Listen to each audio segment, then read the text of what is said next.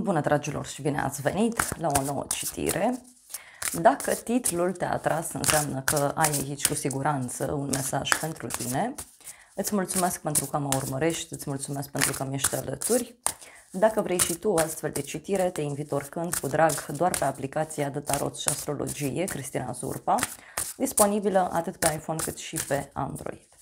Hai să vedem așadar mesaje, da? Ce mesaj are Universul pentru tine în acest moment? Și avem așa, numărul 40, foarte puternic pentru tine. Este un moment în care ți se cere să te concentrezi foarte puternic asupra minții tale, asupra a ceea ce tu îți dorești. Poate să fie și un moment în care tu reușești să materializezi mult mai ușor anumite lucruri din viața ta.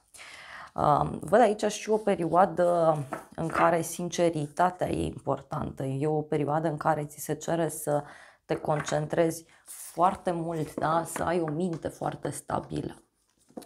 Apoi avem aici cactusul.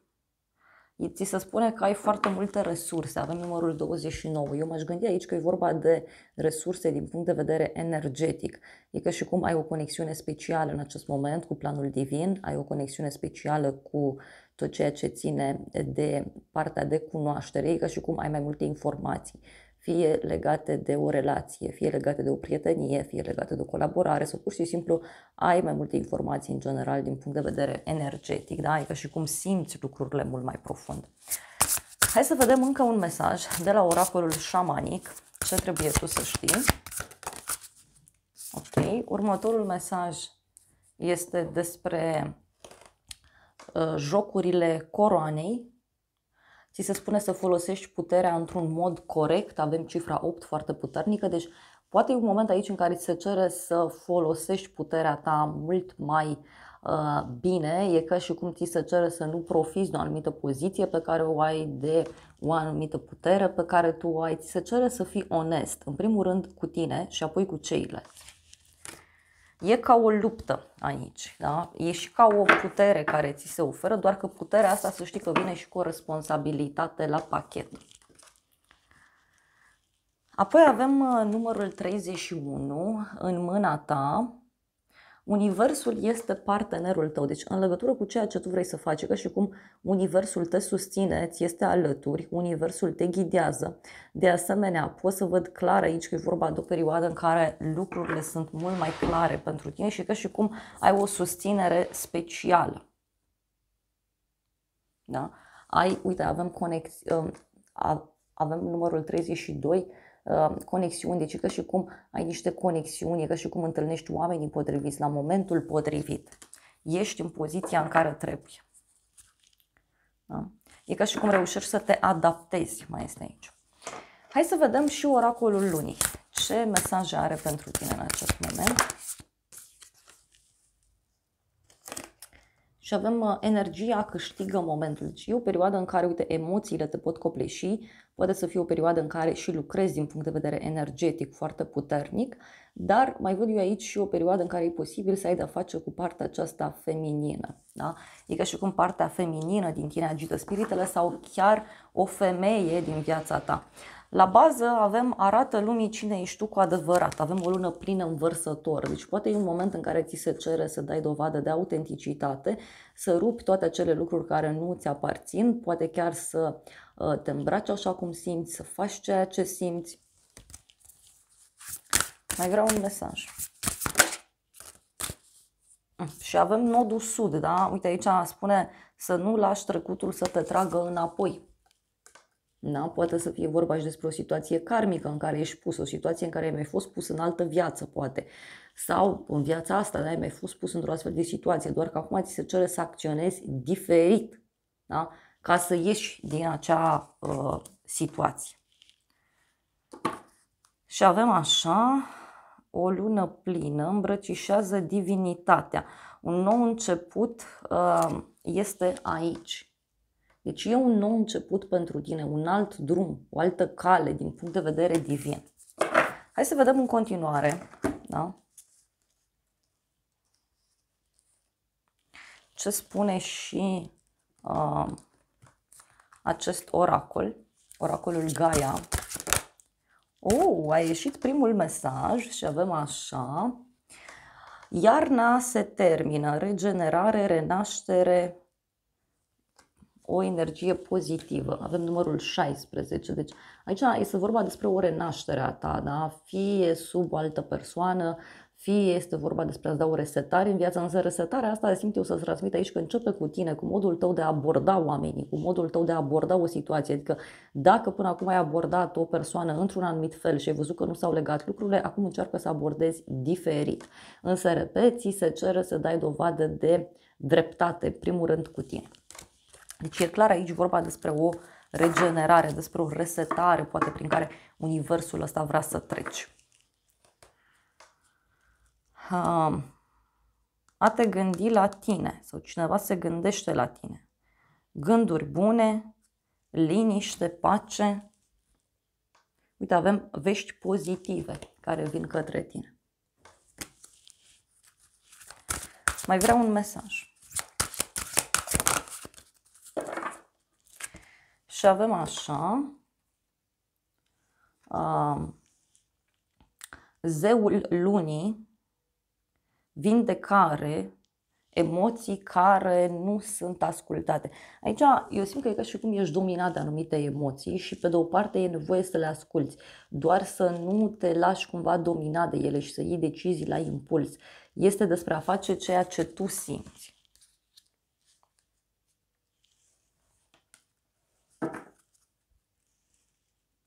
Și avem o pierdere, supărare, da? O pierdere a cuiva, purificare.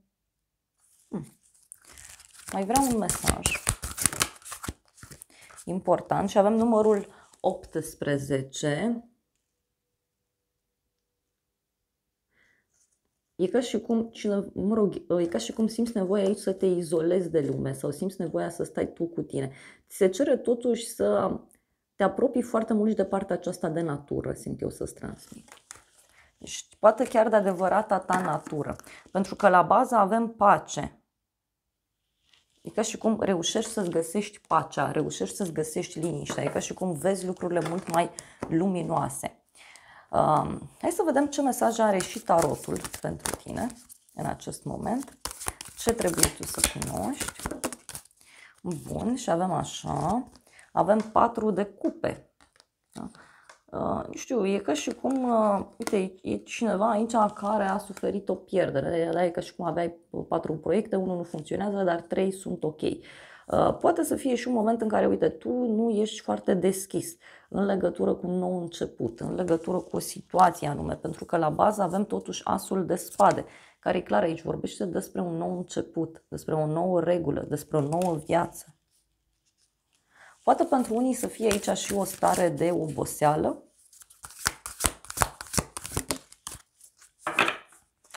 Cinci de cupe. 5 de cupe. Uite, văd aici o persoană ușor supărată, tristă. Da? E o persoană care, știu eu, este instabilă emoțional. Pentru unii e ca și cum tot vă concentrați aici pe trecut, pe ceva ce n-a funcționat, pe ceva ce s-a spart, pe ceva ce nu-i benefic. Mai vreau un mesaj.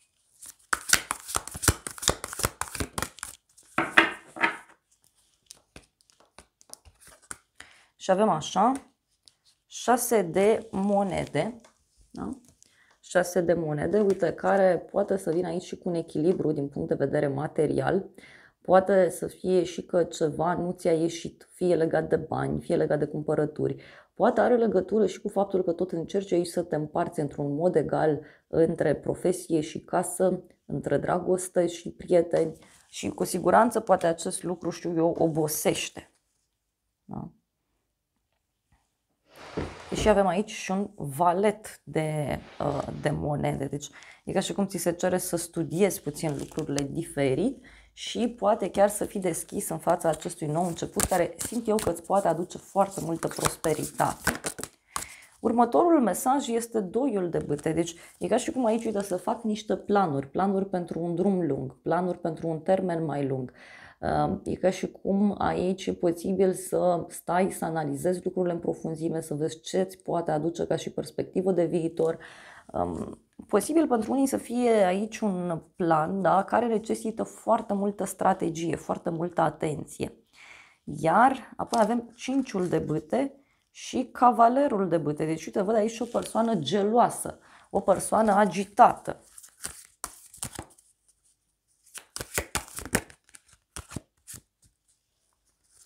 Și apoi avem așa, faetonul și cavalerul de cupe, o legătură, uite, cu zodia rac.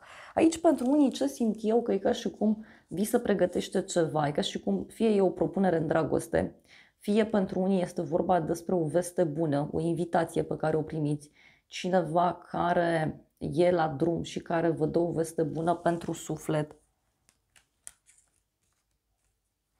Văd aici pe cineva care e foarte hotărât să-și asume ceva anume. Mai vreau un mesaj totuși. Și avem moartea, o conexiune cu un scorpion. Deci e vorba de o transformare foarte profundă a ta. Simt aici că pentru unii poate să fie vorba despre o transformare la dublu. Adică și cum se finalizează ceva. Tu te transformi, așa cum spuneam și mai devreme, pentru că e o perioadă de transformări profunde și care încep, bineînțeles, cu tine și nu cu exteriorul tău. Uite, deci tu ai aici toate resursele la îndemână. Văd aici un rege de bâte, o conexiune cu o zodie de foc, berbec, leu, săgetător. Posibil acest om să te încurajeze foarte mult sau acest om să aibă un rol esențial în schimbarea pe care tu trebuie să o faci. Deci omul ăsta poate avea un rol esențial și în modul tău de a acționa. Poate avea un rol esențial în această schimbare. Mai vreau un mesaj.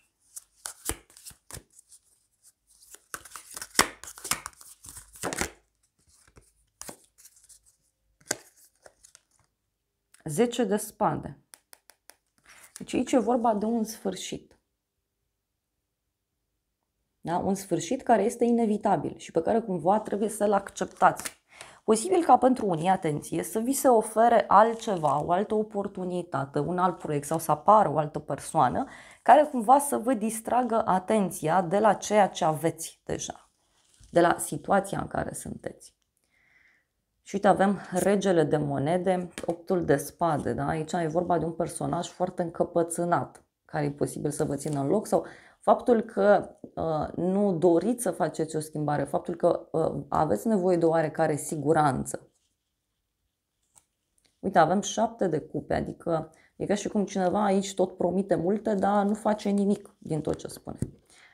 Da, hai să vedem acest oracol ce transmite, să vedem frunzele de ceai, că nu le-am mai folosit de ceva timp. Hai să vedem ce spun frunzele de ceai. Și avem dealuri, da? Avem obstacole de trecut. Este clar aici că sunt niște obstacole pe care tu reușești să le depășești. De asemenea, putem să discutăm și despre cineva care știe foarte bine ce își dorește, cineva care știe foarte bine încotro se duce, doar că, repet, sunt niște obstacole, da? Nu sunt imposibile, doar că ele mai pot îngreuna drumul. Da? Adică tu știai că mergi în linie dreaptă și acum te trezești că trebuie să depășești anumite obstacole. Și aici avem o femeie a relaționa sau a te sfătui cu o femeie. Deci, femeia asta, uite, te poate ajuta. Hai să vedem.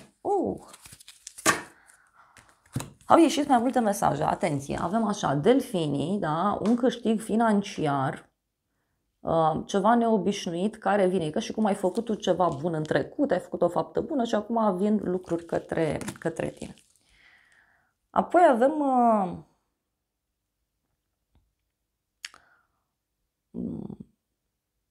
o durere în suflet, o inimă rănită. Da? Ceva ce nu mai poate funcționa. Da? E ca și cum această durere, aceste obstacole nu mai pot funcționa. Poate să fie și un câștig financiar neașteptat, dar care, în egală măsură, îți poate oferi, știu eu,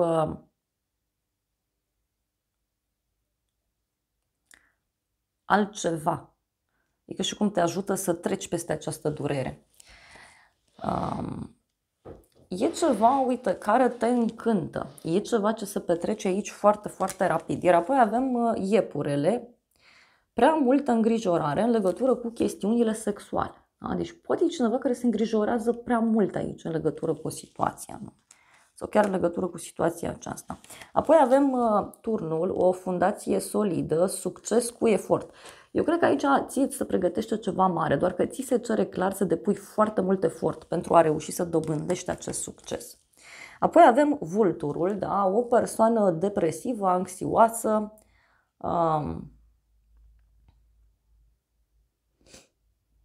ți se spune să ai grijă că cineva poate să fie împotriva ta, da? Deci poate să fie un personaj aici care nu e de acord cu ceea ce tu vrei să faci. Iar apoi avem păunul. Totuși se spune aici să fii puțin atent sau atentă pe partea aceasta de mândrie. Cu toate că, repet, eu văd aici ceva mare, ca și cum te așteaptă un câștig, te așteaptă o bucurie. Avem osul dorințelor. O dorință este garantată. Da? Deci o dorință este garantată. E clar. Uite, fericire. Doar că e ceva legat și de luna decembrie. Și avem aici, bineînțeles, și o cale a banilor care te așteaptă să o găsești. Deci e o cale presărată cu bani, cu oportunități, dar e ceva legat de luna decembrie. Avem zodia săgetător, zodia capricorn. Sau poate e ceva legat și de o sărbătoare. E ca și cum vine ceva către tine, dar ca un cadou. Să vedem tarotul meu, ce părere are. Ok, da, exact ce spuneam, mi-apare o zi plăcută, deci evenimentele astea se pot întâmpla undeva la o zi mare, la o zi sfântă. Iar apoi avem aici piedici, da? Deci niște piedici aici care apar, dar pe care cu siguranță reușești să le depășești.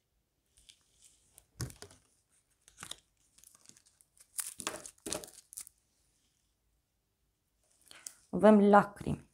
Uite, e o surpriză. Avem aici un bărbat mai tânăr care vrea să te revadă.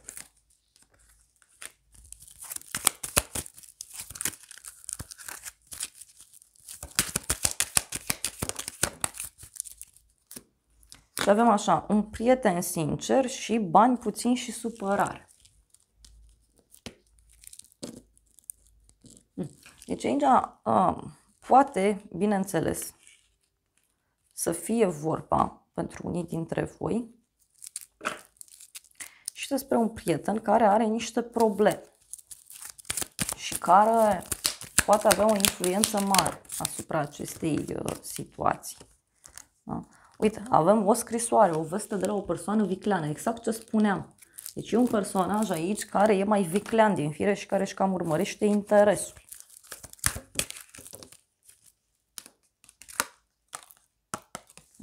Persoană foarte curioasă, da? Și avem așa, gelozie și musafiri. Deci o persoană care vrea să-ți vină în vizită e o persoană geloasă. Și avem bani, petrecere, amiciție și invitații. Ei, posibil cineva să te invite undeva și în cadrul acelei invitații să se petreacă ceva neobișnuit.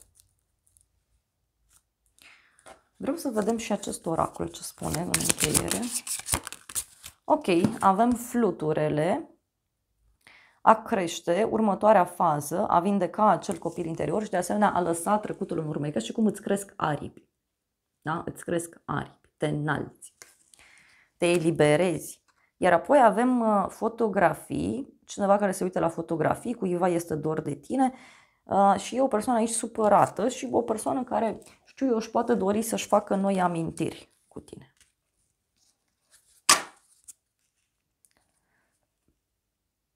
O inimă care se vindecă. O inimă care se vindecă de durere, toxicitate și adicție și avem o relație abuzivă. Uite, aici pentru unii poate să fie și o informație pe care o aflați și care vă clarifică enorm de mult lucrurile. Avem sabia și trandafirul, claritate și adevăr, revelație, onoare, protecție și determinare. Posibil, da, aici să se ia o hotărâre importantă în urma unei discuții. Da. Dragilor, acestea au fost previziunile de această dată. Eu vă mulțumesc pentru prezență, vă îmbrățișez cu drag, sper din suflet să vă fie de folos informațiile și să ne revedem cu bine și data viitoare. Eu vă doresc să aveți parte de o zi sau de o seară cât mai frumoasă.